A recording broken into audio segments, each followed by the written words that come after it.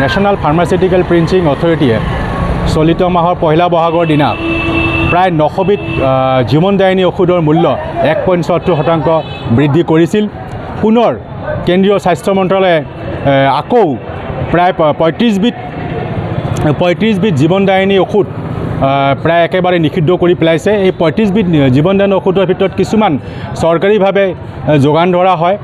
তো এই 35 বিধ ঔষধৰ ক্ষেত্ৰত আছে আপোনাৰ পেইন ক্লিয়াৰ, ডায়েবেটিক আদি বিভিন্ন বেমাৰৰ ঔষধ।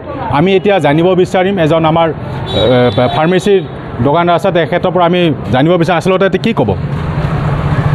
হয়, কেন্দ্ৰীয় চৰকাৰে 35 বিধ জীৱনদায়িনী ঔষধৰ মূল্য প্ৰায় নিষিদ্ধ কৰিছে, কি ক'ব এই প্ৰসংগত?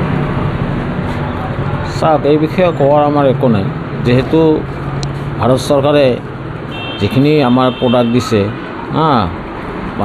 যোৱাকালি মই ফেচবুকত চালোঁ, কিছুমান প্ৰডাক্ট দিছে, বেন কৰিছে। নিশ্চয় চৰকাৰে এই ঔষধত আমাৰ কিবা ছাইড এফেক্ট পাইছে নে তাৰ কাৰণে দিছে। কিন্তু কথা হ'ল যে আজি মোৰে কথা কওঁ, মই 15 ইয়াৰ্ছৰ পৰা মই ডায়েবেটিক মেডিচিন ইউজ কৰি আছোঁ। মেটফৰ্মিন আৰু যদি গ্লিমিপ্ৰাইড এইটো যদি মই নাখাম, মোৰ নিজৰে চুগাৰ নকমে, বেলেগ ঔষধ মোৰ বডিত কামেই নকৰে। আগত চাওক, মোৰ 95 kg আছিল, এতিয়া মোৰ 76 আছে। মেটফৰ্মিনৰ দ্বাৰা কিবা হ'লে না কিবা ৱেইট কমে, এইটো মই ডক্টৰৰ ছাজেশ্যনত পাইছোঁ, ডক্টৰে মোক কৈছিল।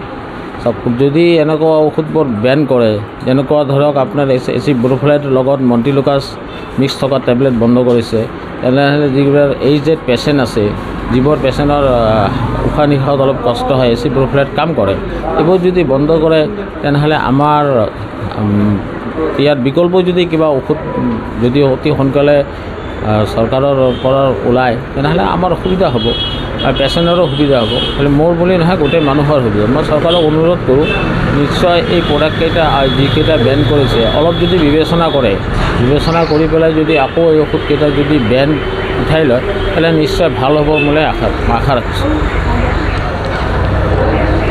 হয়, আমি যাবলৈ আৰু যত্ন কৰিম। বিভিন্ন আজি যিবোৰ বেমাৰী আছে, বেমাৰীসকলৰ ফালৰ পৰা তেখেতৰ প্ৰতিক্ৰিয়া, যিহেতু 35 বিধ জীৱনদায়িনী ঔষধ, মধুমেহ, পেইন ক্লিয়াৰ আদিকে ধৰি বিভিন্ন বেমাৰৰ ঔষধ কেন্দ্ৰীয় স্বাস্থ্য মন্ত্ৰালয় বিভাগে অলৰেডি নিষিদ্ধ কৰিছে। এই পৰিপ্ৰেক্ষিতত আমি আকৌ বেমাৰীসকলৰ কাষলৈ যাবলৈ যত্ন কৰিম।